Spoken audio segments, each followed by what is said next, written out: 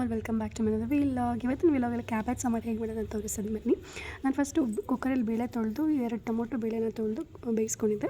ಅದಕ್ಕೆ ಬೀನ್ಸ್ನ ಚೆನ್ನಾಗಿ ತೊಳೆದು ಈ ಥರ ಸಣ್ಣಗೆ ಹಚ್ಕೊಂಡು, ಕ್ಯಾಬೇಜ್ ಸಣ್ಣ ಕಟ್ ಮಾಡಿ ಹಚ್ಕೊಂಡು, ಅದನ್ನು ಈ ಥರ ಕುಕ್ಕರಲ್ಲಿ ಆಲ್ರೆಡಿ ಬೇಳೆ ಬಂದಿತ್ತಲ್ಲ ಅದಕ್ಕೆ ಕುಕ್ಕರಲ್ಲಿ ಹಾಕೊಂಡು ಸಿಮ್ ಮಾಡಿ ಇಟ್ಟಿದ್ದೆ.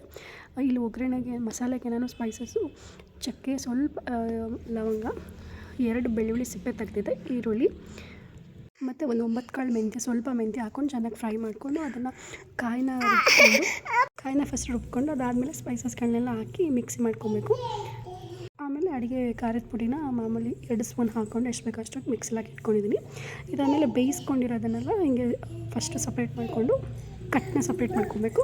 ಎಣ್ಣೆಗೆ ನಾನಿಲ್ಲಿ ಸಾಸಿವೆ, ಕರಿಬೇವಿನ ಸೊಪ್ಪು ಮತ್ತು ಸ್ವಲ್ಪ ಸಣ್ಣಗೆ ಹಚ್ಕೊಂಡು ಈರುಳ್ಳಿನ ಫ್ರೈ ಮಾಡಿಕೊಂಡು ಇದಕ್ಕೆ ನಾವು ಮಿಕ್ಸಲ್ಲಿ ಹಚ್ಕೊಂಡಿರ್ತೀವಲ್ಲ ಸ್ಪೈಸಸ್ ಅದನ್ನೆಲ್ಲ ಅದಕ್ಕೆ ಒಂದು ಸೌಟ್ ಸಾಂಬಾರು ಹಾಕಬೇಕಾಗುತ್ತೆ.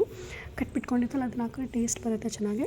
ಅದನ್ನು ಒಗ್ಗರಣೆಗೆ ಹಿಂಗೆ ಹಾಕಿ ನಿಮ್ಗೆ ಎಷ್ಟು ಬೇಕೋ ಅಷ್ಟು ನೀರನ್ನ ಹಾಕ್ಕೊಬೇಕು. ಅದಾದಮೇಲೆ ಸ್ವಲ್ಪ ಹುಣಸೆಹಣ್ಣಿನ ರಸ ಬಿಡಬೇಕು. ಲಾಸ್ಟಲ್ಲಿ ಕೊತ್ತಂಬರಿ ಸೊಪ್ಪು ಹಾಕಿ ಚೆನ್ನಾಗಿ ಅದು ಸಿಮ್ಮಲ್ಲಿ ಇಟ್ಬಿಡಬೇಕು. ಚೆನ್ನಾಗಿ ಬೇಯಿಬಿಡ್ಬೇಕು ಸ್ವಲ್ಪ ಸಾಂಬಾರು. ಅದಾದಮೇಲೆ ಇಲ್ಲಿ ಪಲ್ಯಕ್ಕೆ ಒಗ್ಗರಣೆ ಮಾಡ್ಕೊತಾ ಇದ್ದೀನಿ.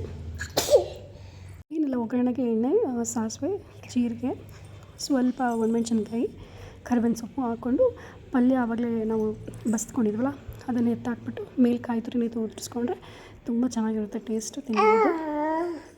ಸಾಂಬಾರು ನೋಡಿ ಆಲ್ರೆಡಿ ಕುದೀತಾ ಬಂತದೆ. ಈ ಥರ ಬಿಸಿ ಮುದ್ದೆಗೆ ತುಪ್ಪ ಹಾಕ್ಕೊಂಡು ಬ್ಯಾಟಿಂಗ್ ಮಾಡ್ತಾಯಿದ್ರೆ ತುಂಬ ಚೆನ್ನಾಗಿರುತ್ತೆ. ಬಟ್ ನೆಕ್ಸ್ಟ್ ಡೇ ತಿಂದರೆ ಇನ್ನೂ ತುಂಬ ಚೆನ್ನಾಗಿರುತ್ತೆ ಸಾಂಬಾರಿದು. ಟ್ರೈ ಮಾಡಿ, ಕಮೆಂಟ್ ಮಾಡಿ.